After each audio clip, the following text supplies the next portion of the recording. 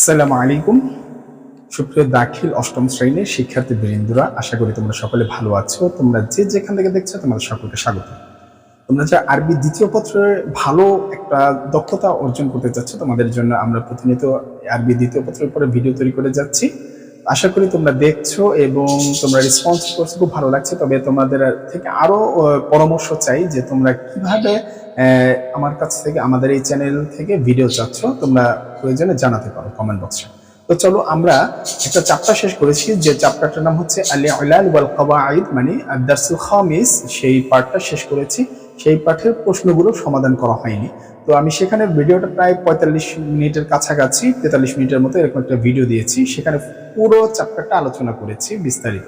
এক বসাতে যদি সেই চ্যাপ্টারটা কেউ দেখে থাকো, তো উপরে ক্লাস 9-10 উঠলেও ঝামেলা হবে না, সারা জীবনেও ঝামেলা হবে না, এবং তোমার কাছে বেশি কষ্টের কিছু হবে না এই ব্যাপারটা বোঝার ক্ষেত্রে আরবি ভাষার। তো চলো, আমরা আজকে সেই চ্যাপ্টারের প্রশ্নগুলো আছে, সেই প্রশ্নগুলো আছে কয়টা, মোট 8টা প্রশ্ন আছে। তো 8টা প্রশ্ন, যে তাদরিবাত বা অনুশীলনীর প্রশ্ন সমাধান, সেখানে আমরা যদি সেই ভিডিওটা ভালো করে দেখি, সেই ভিডিওটা ভালো করে দেখি, প্রশ্নগুলো সমাধান করে ফেলবো। তবে আমি এখানে তোমাদেরকে প্রশ্নগুলো সমাধান দেখাবো, সেই সিস্টেমটাকে, সেই সিস্টেমটা তোমাদের এই ভিডিও থেকে, যে এই বেসিক ভিডিও, সেখান থেকে সমাধান করতে হবে। তবে আমি তোমাদেরকে সিস্টেম বলে দেব এই ভিডিওতে। আমি কি বলবো, প্রশ্ন সমাধানের সিস্টেমটা কি হবে, অ্যাকচুয়াল ভাবে যেটা লিখলে কেউ কাটতে পারবে না, যেই প্রশ্নটা লিখলে সকলেই গ্রহণ করবে, সেই সিস্টেমটা আমি তোমাদেরকে বলে দেব। তো চলো, আমরা যদি 1 নম্বরে যাই। 1 নম্বর কোশ্চেনটা বলেছে কি, যে হরফে ইল্লাত কয়টি? ঠিক আছে, বলেছে হরফে ইল্লাত কয়টি, মানে এখানে তোমার কাছে জানতে চেয়েছে হরফে ইল্লাত কয়টি। এখন এই প্রশ্নের সমাধান তুমি কোথায় পাবা? এই প্রশ্নের সমাধান যদি তুমি পাইতে চাও, একেবারে তুমি প্রথম পেজে যেখানে আল-ইলাল ওয়াল কাওয়াইদ যেখানে আছে, সেই সংজ্ঞাটা আমরা অলরেডি আরবিতেও সংজ্ঞাটা দেখেছিলাম এই ইলালের। সেই সংজ্ঞাটার ওখানে তুমি যদি যাও, দ্বিতীয় পৃষ্ঠায় দেখো, এই ইলাল এর ক্ষেত্রে নিম্নোক্ত কয়েকটি বিষয় মনে রাখতে হবে। এখানে যদি যাও, সেখানে তুমি দেখতে পারবে আরবি 29টি বর্ণমালা আছে। তার মধ্যে 3টি হচ্ছে হরফে ইল্লাত। তার মধ্যে কয়টি হরফে ইল্লাত? 3টি। তাহলে কি কি সে 3টি? তাহলে তুমি কি বলবে, আর 29টি হরফে ইল্লাত 3টি। তাহলে উত্তর লিখবে, যে উত্তর এখানে লিখে উত্তর লিখবে হরফে ইল্লাত 3টি, হরফে ইল্লাত 3টি। হ্যাঁ, যথা লেখে, যথা লিখবা, যথা কি আলিফ, ওয়াও, ইয়া, এই 3টি। ঠিক আছে, এই 3টি। এরপরে তোমাকে কোশ্চেন কি করেছে, এই এখানের ভিতরে তার মধ্যে কোনটি উচ্চারণে সবচেয়ে কঠিন? তাহলে সহজ বিষয়, তার চেয়ে সবচেয়ে উচ্চারণের কঠিন হচ্ছে মাঝখানে যিনি, এটা ওয়াও সবচেয়ে উচ্চারণে কঠিন। তারপরে কোনটা? তারপরে হচ্ছে ইয়া। এই যে ইয়াটা হচ্ছে কঠিন, এটা। তারপরে শেষে সবচেয়ে আলিফ। মানে কঠিন যে কথা বলেছে, উচ্চারণে কঠিন কোনটা শব্দের মধ্যে, এই ইলাল যদি হয়, সবচেয়ে উচ্চারণ করতে কঠিন কোনটা হবে? সবচেয়ে বেশি কঠিন হবে ওয়াও। তারপরে 2 নম্বরে হচ্ছে ইয়া, 3 নম্বরে হচ্ছে আলিফ। শেষ, তোমার উত্তর লেখা শেষ। 1 নম্বর কোশ্চেন। 2 নম্বর কোশ্চেন, যে বলেছে কখন ওয়াওকে বিলুপ্ত করে শব্দের মধ্যে তালিল করা হয়? কখন ওয়াওকে বিলুপ্ত করে? 2 নম্বর কোশ্চেন। যদি আমরা একটু দেখি, আমি একটু মুছে দেই, তো আমি হালকা হালকা ধারণা দিয়ে যাচ্ছি, তুমি এই কোথায় পাবা সেটা আমি বলে দিচ্ছি। এই তোমার মেইন বইয়ের, এবং টপিকটা যদি বেসিক ভিডিওটা দেখো, বেসিক ভিডিও দেখলে তো আরো ক্লিয়ার হয়ে যাবে, এবং মেইন বই দেখলে তো কোনো কথাই নাই। তো 2 নম্বরে যেটা বলছে, ওয়াওকে কখন বিলুপ্ত করতে হবে, দেখো তোমার বেসিক বইয়ের, যে মেইন বইয়ের যদি পেজ খুলে এবং বেসিক ভিডিওটা দেখে থাকো, তাহলে এখানে দেখবা ওয়াওকে রূপান্তর করার নিয়মাবলী। ওয়াওকে রূপান্তর করার নিয়মাবলীর ভিতরে, সেখানে যাও তোমার চ্যাপ্টারের শুরুর দিকে, সেখানে যে 1 নম্বর নিয়ম আছে এবং 2 নম্বর নিয়ম আছে। এই ওয়াও বিলুপ্ত করার নিয়মাবলীর ভিতরে 1 নম্বর নিয়ম এবং 2 নম্বর নিয়মটা কিন্তু যদি তুমি ভালো করে বুঝো, তাহলেই হয়ে যাবে। এখন এটা বুঝবা কিভাবে? তাহলে বোঝার জন্য তোমার মেইন বই পড়তে হবে। মেইন বই পড়ে ভালো করে না বুঝলে কি করতে হবে, তাহলে তুমি এখান থেকে এই যে ভিডিওটা করেছি, সেই ভিডিওটা দেখলে, এর বেসিক ভিডিও দেখলে তুমি পুরোপুরি বুঝে যাবে। তাহলে এখন এই প্রশ্ন কিভাবে বুঝবো, আসো সংক্ষেপে বুঝায়। একটা জিনিস খেয়াল রাখবা, ওয়াও এর আগে যদি জবর থাকে এবং এই ওয়াও এর পরে যদি জের থাকে, অর্থাৎ কি বলতে চাচ্ছি, ওয়াও এর আগের যে হরফটা থাকবে, সেই হরফে মনে করো এখানে ইয়া আছে, ইয়া, আর এখানে আইন আছে। হ্যাঁ, এখন এই আইনের নিচে যে, হ্যাঁ, এইরকম ভাবে যদি এই দুটো হরফ, এক কথায় আমাদের বুঝতে হবে জবর এবং অ এর আগে জবর এবং অ এর পরে জের, এর মাঝখানে যদি ওয়াও হয় তাহলে সেই ওয়াওটা ক্যান্সেল, অর্থাৎ বিলুপ্ত হয়ে যাবে। দেখো তবে একটু ভিন্নতা আছে। এই যে নিয়মটা শিখলা, সেই নিয়মটা তোমার 1 নাম্বার রুলস। এইটাই তোমার কাছে প্রশ্ন করেছে কখন ওয়াওকে বিলুপ্ত করে শব্দ থেকে তালিল করা হয়। 1 নাম্বার রুলস শেষ। তো এখন এখানে বুঝে গেলাম কিভাবে হবে। যদি ওয়াও এর আগে জবর থাকে এবং যেতে আরেকটা নিয়ম আছে 2 নাম্বার, সেই 2 নাম্বারটা নিয়মটা কি? হ্যাঁ, সেটা তোমার এটা হচ্ছে 1 নাম্বার রুলস থেকে শিখেছো, ঠিক আছে? কোশ্চেন 1 না, এটা ওয়াও এর নিয়মের 1, কোশ্চেন নাম্বার 2, ওয়াও এর নিয়ম 1। হ্যাঁ, এটা কিন্তু ভালো করে খেয়াল রাখবে, এটা আবার প্যাচ লাগাই দিও না। এরপরে আসো আরেকটা নিয়মে করা যায় ওয়াওকে, যেরকম এখানে আবার আরেকটা বিষয় আছে, যেরকম আমরা বলেছি, উদাহরণ দিই, ইয়া ইয়াউ ঈদু, ইয়াউ ঈদু। এই যে দেখো ইয়াউ ঈদু, ইয়ার ইয়াতে জবর আছে, ওয়াও সাকিন, ইয়ার পরে জের আছে, তাহলে এটাকে যখন আমরা মুজারি বানাতে যাব তখন কি হয়ে যাবে? ইয়া ঈদু, ইয়া ঈদু। এই যে মাঝখানে, এখন আমরা স্যার তালিল করার সময় কিভাবে বুঝবে এখানে ওয়াও ছিল? অবশ্যই বুঝবে, কারণ তুমি জানো যে 3 অক্ষরে কখনো কি ফেল হয় না 3 অক্ষর ছাড়া। তাহলে এখানে আইন আর দাল এটা তো মূল অক্ষর, মাঝখানে তাহলে ফাঁকা লিমা কোথায় গেল? ইয়া তো হরফে আলামতে মুদারি, ঠিক না? এটা তো আমরা চিনলাম, কিন্তু তাহলে কে ছিল? তাহলে আমরা বুঝে যাব এখানে যে জবর আছে আর এখানে যে জের আছে, এখানে মাঝখানে অবশ্যই ওয়াও ছিল। এটা কি তাহকিক করার সময় বলবো, ক্লিয়ার? আচ্ছা, তাহলে ইয়া আইদু তাইদু আইদু না আইদু এরকম যা আছে সব এভাবেই হবে, ঠিক আছে? এই একটা নিয়ম, এটা হচ্ছে 1 নাম্বার নিয়ম। এবার চলো আরেকটা নিয়ম শিখি, যে এটা হচ্ছে তোমাদের নিয়ম 2। এখানে ওয়াও বিলুপ্ত করা হয়, এটা হচ্ছে 2 নাম্বার নিয়ম তোমার বইয়ের। তুমি যদি এখানে খুলো যে ভবিষ্যতে যে বলা হচ্ছে, এটাও কি বর্তমান, এই এই ঘটনা ঘটবে কখন? যখন বর্তমান ভবিষ্যতের শব্দ তৈরি করব, কিন্তু অতীতের শব্দ গঠন করার ক্ষেত্রে এই নিয়মটা খাটবে না, এই কিন্তু আমি বেসিকে বলেছিলাম। আচ্ছা, এরপরে আসো 2 নাম্বার নিয়মটি কি বলছে? এই একই কথা, বর্তমানে এই যে সকল বর্তমান বা ভবিষ্যতের যখন শব্দ তৈরি করব তখন এই ওয়াওটা বিলুপ্ত হয়ে যাবে। যেরকম একটা শব্দ আছে, মাজদার হচ্ছে ঈদাতুন, তোমার বইয়ে এটা আছে, দেখো ঈদাতুন বা জিনাতুন। জিনাতুন, এই যে এই শব্দ দুইটা মূলত তালিল হয়ে আসছে, এই শব্দ দুটো মূলত তালিল। এটা মূলত কি ছিল? এটা ছিল ওয়াদুন, এটা ছিল ওয়াদুন, আর এটা ছিল ওয়াজনুন, ওয়াজানুন। এই যে এটা ছিল এটা, আর এটা ছিল এটা, ঠিক আছে? এখান থেকে তালিল হয়ে তারপর এইভাবে আসছে, এইখান থেকে তালিল হয়ে তারপর এরকম আসছে। কেন এরকম হলো? আচ্ছা, এইগুলোকে ওয়াদা, এই যে আমরা ইয়াইদু করলাম না, সেই ওয়াদা, এটা যখন আমরা তালিল করলাম, তালিল করার সময় দেখলাম ফেইলটা যখন গঠন করলাম তখন কি হয়ে গেল? ওয়াওটা বাদ হয়ে গেল। একইভাবে এই বেসিক আলোচনা কিন্তু করেছি আমি বেসিক ভিডিওতে, ঠিক এখানেও এই একই কথাই, ওয়াওটা বাদ হয়ে গেল, ওয়াওটা বাদ হয়ে গেল কখন? এটা যখন বর্তমানে বা ভবিষ্যৎ শব্দটা গঠন করলাম। তার মানে কি ফেল গঠন করার সময়ও কি হয়? ওয়াও বিলুপ্ত হয়ে যাবে যদি ফাঁকা লিমাতে ওয়াও হয়, এবং সেটা যদি জবর আর জেরের মাঝখানে হয়, ঠিক না? বেসিক ভিডিওর আলোচনা তোমার মন বইতে। এবং কখন আবার বিলুপ্ত হয়? এটা মাজদার থেকেও এই ব্যাপারটা তখন বিলুপ্ত হয়ে যাবে, দুইটা ক্ষেত্রেই বিলুপ্ত হয়ে যাবে, ব্যাপারটা ক্লিয়ার? মাজদারের ক্ষেত্রেও যদি ওয়াও থাকে সেটা বিলুপ্ত হয়ে যাবে, এবং কি ক্ষেত্রে বিলুপ্ত হয়ে যাবে? যে ফেলের ক্ষেত্রে বিলুপ্ত হয়ে যাবে। তবে বিলুপ্ত হবে না এক জায়গায়, সেটা আমরা এখন দেখি, তাহলে উত্তরটা শেষ হয়ে যাবে। তাহলে কি বুঝলাম? আমি একটু আবার সামারি করে দিব প্রশ্নটা। আমি প্রশ্নটা সামারি করে দিব, কিভাবে তুমি লিখবা সেটা আমি বলে দিব।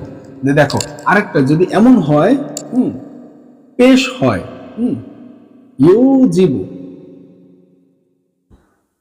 ইউজিবু বা ইউঈদু বা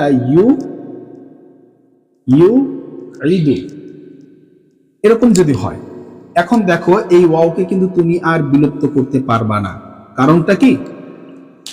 শর্ত ছিল জবর হলে পারবা, ওয়াওয়ের আগে জবর এবং ওয়াওয়ের পরে জের, ওয়াওয়ের আগে জবর, ওয়াওয়ের আগে। এখন আর তুমি পারতেছো না। স্যার জের হলে কি হতো? তাহলে তো এটা ইয়াই হয়ে যেত, ইয়া ইয়া হয়ে ইদগম হয়ে যেত, তাহলে সেটা এখানে না। হ্যাঁ, তাহলে সেটা আমরা যখন ইবদাল পড়বো তখন ইবদালের ক্ষেত্রে এগুলা। তো এখন কি হবে? এখন কি হবে? ওয়াওয়ের পূর্বে কে আছে? পেশ, তাই ওয়াও কি চাই? পেশকে চাই, তাই এখানে আর ওয়াওকে বিলুপ্ত করা যাবে না। ক্লিয়ার? তাহলে এবার আসো আমরা সামারি করি। সামারি করি, এই প্রশ্নটা সামারি কিভাবে লিখবো। পরীক্ষার হলে তো আমার লিখতে হবে। 1 নম্বরের কথা হচ্ছে ওয়াও এর আগে জবর থাকবে, পরে জের থাকবে, তাহলে ওয়াওকে মুজারির সিগায় বিলুপ্ত করতে হবে। সেটা যদি হয়, এটা যদি হয় 1 নাম্বার। 2 নাম্বার হচ্ছে মাজদারের ক্ষেত্রে, ঠিক আছে, মাজদারের ক্ষেত্রেও ওয়াও বিলুপ্ত হয়ে যাবে সেই মাজদার থেকে বর্তমান বা ভবিষ্যতের সিগা বানানো হলে। 3 নম্বরে আমরা কি শিখলাম, যদি ওয়াওয়ের আগে যদি পেশ থাকে, ওয়াওয়ের আগে যদি পেশ থাকে, পরে যদি জেরও থাকে, কোনো কাজ হবে না, সে ওয়াও থেকেই যাবে, ওয়াও বিলুপ্ত করা যাবে না। উদাহরণ আমরা একটু আগে দেখলাম। ক্লিয়ার? 2 নম্বর প্রশ্ন এভাবে। আচ্ছা, এবার চলো আমরা 3 নম্বর প্রশ্নটা দেখি। কোন কোন রুলস ছিল আমি সেটাও বলে দিয়েছি, ঠিক আছে। 3 নম্বর রুলস যেটা আমি এবার একটু বলে দিই তোমাদেরকে। ওয়াওকে ইয়া দ্বারা রূপান্তরিত করার নিয়মগুলো সংক্ষেপে লিখতে বলছে। ওয়াও আছে, সেটাকে ইয়া দ্বারা পরিবর্তন করবা। হ্যাঁ, সেটা কি দেখো, তুমি রুলস নাম্বার 4-এ যাও আর রুলস নাম্বার 5-এ যাও। এই যে তোমার বইয়ের যে ওয়াও পরিবর্তন করার নিয়মে রুলসের 4 এবং 5-এ যাও, তাহলে কি পাবো? ওখানে পাবে ইস্তেফাআল ও ইফআল এর প্রথম অক্ষর বা ফা কালিমাতে যদি ওয়াও হয়, সে ওয়াওটি মাজদারের মধ্যে কি হয়ে যাবে? ইয়ায় রূপান্তরিত হবে। ওয়াওটি মাজদারের মধ্যে বা ইফতিআল ও ইস্তিফআলের মাজদারের মধ্যে কি হয়ে যাবে? ইয়ায় রূপান্তরিত হয়ে যাবে। যেরকম উদাহরণ দেওয়া আছে, কি দেখো এখানে তোমার, ওখানে আমি বেসিক ভিডিওতে আলোচনা করেছি, সেখানে দেওয়া আছে। যেমন এখানে বলছে ইকাদান, ঠিক না? এখন যদি আমরা 3 নাম্বারটা দেখি, এখানে বলা আছে ইকাদান। আচ্ছা, এই ব্যাপারটা কি ছিল? এই ব্যাপারটা এখানে যে ইয়াটা আসলো, কোত্থেকে আসলো? এটা বাবু ইফআলের ইকাদান, তাহলে এটা কোত্থেকে আসলো? এটা ছিল ইকাদান। ইকাদান, এই যে ওয়াও ছিল। তাহলে এখানে শর্ত হচ্ছে যে এই বাবে ইফআল তো আমরা এখানে দেওয়াই আছে বইতে। বাবে ইফআলের ওজনে আসলে তখন সেই ওয়াওটা ইয়ায় রূপান্তরিত হয়ে যাবে মাজদারে। হ্যাঁ, বাবে ইস্তেফআল এই দুইটার ক্ষেত্রে, ঠিক আছে। ইস্তাওকাদ, এখানে দেখো ওয়াও ছিল, কি হয়ে ইস্তিকাদান হয়ে গিয়েছে। ক্লিয়ার? এই কথাটা লিখে দিবে। তাহলে কি লিখবো? ওই দেড় লাইন, প্রথমে যে দেড় লাইনটা দেওয়া আছে, বাবে ইস্তেফআল ও ইফআলের ফা কালিমাতে ওয়াও হয়, তবে ওয়াওটি মাজদারের মধ্যে ইয়ায় রূপান্তরিত হয়। কথা শেষ। যেমন উদাহরণ। ক্লিয়ার? এবার আসো 5 নম্বর নিয়মটাও খেয়াল করো। 5 নম্বর নিয়মটাও হচ্ছে এইটারই একটা অংশ। হ্যাঁ, 5 নম্বর নিয়মটা বলছে, যদি কোনো শব্দে সাকিন বিশিষ্ট ওয়াও হয় আর সে ওয়াওয়ের পূর্বে যদি জের হয়, তাহলে ওয়াও ইয়ার দ্বারা রূপান্তরিত হয়ে যাবে। এই দুটো কথা লিখতে হবে। কিভাবে লিখবে? লিখবে যে ওয়াওকে ইয়া পরিবর্তনের নিয়ম হলো 1, এই বাবের কি, বাবে ইফআল ইস্তিফআল এই দুই বাবের ফা কালিমাতে ওয়াও আসলে তাকে কি করতে হবে? ইয়া রূপান্তরিত করতে হবে মাজদারে। আবার 2 নম্বরে লিখবে আরেকটা হচ্ছে ওয়াওয়ের মানে ওয়াওয়ের পূর্ব অক্ষরে জের আসলে সেই ওয়াওকে ইয়া দ্বারা রূপান্তরিত করে দেবে। যেমন উদাহরণ দেওয়া আছে। ক্লিয়ার? এভাবে করে। আচ্ছা, এটা চলে গেল। আমরা 3 নম্বর কোশ্চেন শেষ করে ফেললাম। এবার আসো আমরা 4 নম্বর কোশ্চেন কি বলছে? শব্দের মধ্যে কোনটি মূল, মাজদার নাকি ফাইল? সরফিদের মতভেদ উল্লেখপূর্বক বলো। দেখো এখানে তোমার মেইন বইয়ের মধ্যে 3 নম্বর যে নিয়মটা আছে, তোমার মেইন বইয়ের মধ্যে 3 নম্বর যে নিয়মটা আছে, সেই 3 নম্বর নিয়মের মধ্যে ওই সাইডে একটা উপরে একটা অংশ আছে, সেখানে বলছে কুফিদের মত অনুযায়ী ফেল হচ্ছে মৌলিক শব্দ, হ্যাঁ, আর মাজদার হচ্ছে তার শাখা। কথাটা এভাবে লিখবে। কি লিখবে? 4 নম্বরে 4 নম্বরে লিখবে যে এক্ষেত্রে দুটি মতামত কিংবা মত পাওয়া যায়, যথা এক কুফি, ডট ডট ডট ডট, কুফিদেরটা লিখবে। 2 বসরা, ডট ডট ডট ডট, মানে দোনোটা লিখবে। দোনোটা লিখে বলবে যে কুফিদের মত অনুযায়ী হচ্ছে ফেল হচ্ছে মৌলিক শব্দ, ফেল হচ্ছে আসল শব্দ, মূল শব্দ, আর মাজদার হচ্ছে তার শাখা। তো এটা হচ্ছে তাদের মতে, তাই ফেলের মধ্যে তালিল হলে মাজদারের মধ্যেও তালিল হয়। এটা হচ্ছে এই কুফিদের চিন্তা ভাবনা। আবার বসরাবাসীদের মূল কথা হচ্ছে মাজদার হচ্ছে আসল, ফেল হচ্ছে কি আর উৎপত্তি স্থল। আমরা তো জানি মাজদার থেকে ফেল আসে, আবার মাজদার ফেল আবার আসে মাজদার থেকে, এটাই বলে। হ্যাঁ, দুটোটাই সঠিক। তাহলে মাজদার মূল। এই মতভেদ থাকা সত্ত্বেও সকলে একমত যে মাজদার কিংবা ফেল এর যে কোনো একটিতে তালিল হলে অন্যটিতেও তালিল হবে। ক্লিয়ার? উত্তর শেষ, 4 নম্বর শেষ। আচ্ছা, এবার চলো আমরা 5 নম্বরটা দেখি। বুঝতে পারলাম তো আমরা? অবশ্যই বুঝতে পারলাম, না বুঝলে অবশ্যই কমেন্ট সেকশন আছে। এবার আসো 5 নাম্বার বলছে বাবে ইফতেআলের। দেখো তোমার বই, বাবে ইফতেআলের ওয়াওটি তাতে রূপান্তরিত হয় কি? লেখো। হ্যাঁ, অবশ্যই হয়। দেখো এখন এটা কোথায়? এটা হচ্ছে তোমার যে পৃষ্ঠায় প্রশ্ন করা হয়েছে সেই পৃষ্ঠার উপরে দেখো 2 নাম্বার নিয়ম। কোথায়? এই যে ইয়াকে রূপান্তর করার নিয়ম, ইয়াকে রূপান্তর করার যে নিয়ম সেটারই 2 নাম্বার নিয়মটাতে দেওয়া আছে যে বাবে ইফতেআলের ফাকালিমা বা প্রথম অক্ষর ওয়াও কিংবা ইয়া হয় তবে ওয়াও এবং ইয়াকে তা দ্বারা রূপান্তরিত করতে হয়। বাবে এখানে বলছে শুধু ওয়াও ও তা তাতে রূপান্তরিত হয়। ওয়াওটি কি তাতে রূপান্তরিত হয়? হ্যাঁ, অবশ্যই ওয়াও হবে তাও হবে। বাবে ইফতেআল এখানেই বলছে, ঠিক না? তাহলে এই যে দেওয়া আছে ইত্তেকাদান, ঠিক আছে? উদাহরণ হিসেবে যেটা মূলত ইউতাকাদা ছিল, ইউতাকাদা থেকে ইত্তাকাদা, মানে ওয়াওটা তা হয়ে গেছে, ঠিক আছে? আবার ইয়া ছিল, হ্যাঁ, ইয়া সেটা কি হয়ে গেল? ইউইসিডু। দেখো ইউইসিডু থেকে কি ইত্তাসারা হয়ে গেল। ক্লিয়ার? এই হচ্ছে তোমার প্রশ্নের উত্তর। এটা আমাদের তাহলে কত নাম্বার শেষ হয়ে গেল? 5 নাম্বারও আমরা বুঝে ফেললাম, এটা হচ্ছে 2 নং নিয়ম, ঠিক আছে? এরপরে আসো আমরা 6 নম্বর প্রশ্ন, নিম্নলিখিত শব্দগুলোর মূল রূপ লেখো। আচ্ছা দেখো, এগুলো কি তোমার বইতে নাই? কত সহজ। ঈদাতুন, এই যে ঈদাতুন মূল রূপ কি লিখতে বলছে 6 নম্বরে? দেখি তো 6 নম্বরে যে প্রশ্নটা, ঈদাতুন ওয়াদুন ছিল, ওয়াদুন। আচ্ছা, এরপরে কি বলছে? মিজান, মিজানটা কি ছিল? মিজানটা কি ছিল? মিউজান, মিউজানুন, ঠিক আছে? এই যে এরপর আর কি বলা আছে? এই যে দেখো এটা কোথায় আছে? এই ব্যাপারগুলো কোথায় আছে? ব্যাপারগুলো আছে তোমার মেইন বইয়ের 5 নাম্বার যে নিয়মটা আছে, ওয়াও পরিবর্তনের যে 5 নাম্বারটা নিয়ম আছে, সেই 5 নাম্বার পরিবর্তনের ভিতরে দেখো মিউজান, এখানে একটা আলিফ আছে, ঠিক আছে? মিউজান। ওয়াদুনটা কত নাম্বার আছে? ওয়াদুনটা 2 নাম্বার নিয়মে আছে। এরপরে আবার কোনটা বলছে যে তাইদু, এটা কোন নাম্বার নিয়ম? এটা 1 নাম্বার নিয়ম রূপান্তরের। এরপর কিয়ামুন, এই কিয়ামুন কত নাম্বার নিয়ম? কিয়ামুনটা হচ্ছে তোমার 3 নাম্বার নিয়ম। দেখো তুমি 3 নাম্বার নিয়মের ভিতরে দেওয়া আছে উদাহরণগুলো। আচ্ছা, এরপরে কোথায়? ইত্তেকাদা, ইত্তেকাদা কত নাম্বার নিয়ম? এই যে দেখো তোমার ইয়া পরিবর্তনের যে 2 নাম্বার নিয়ম, সেই 2 নাম্বার নিয়মটা আছে। এবার এই কাদান, এটা কত নাম্বার নিয়ম? এই যে সেই 2 নাম্বার নিয়মের ভিতরে। উত্তর শেষ, 6 নাম্বার। আসো এবার 7 নাম্বারটা দেখি। এবার আমরা 7 নাম্বারটা একটু দেখি। 7 নাম্বারটা কি বলছে?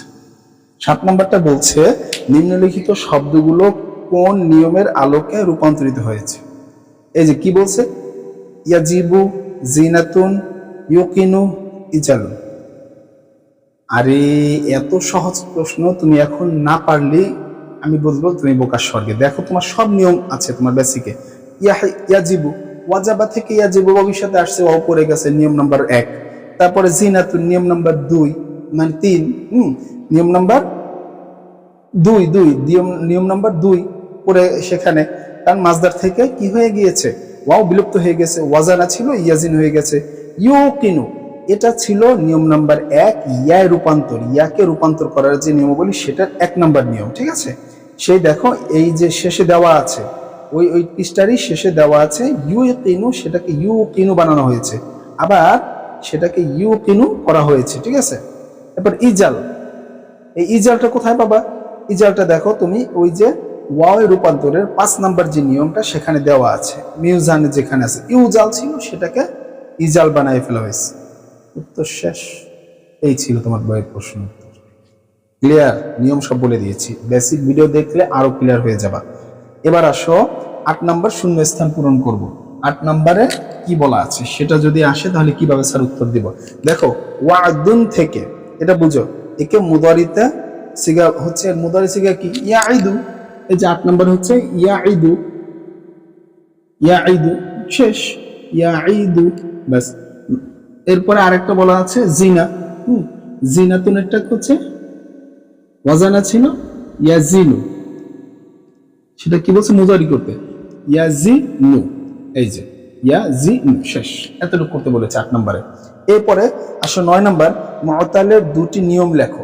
মুআতালের দুটি নিয়ম লেখো। এখন এই মুআতালের দুটি নিয়ম লিখতে পারো তুমি।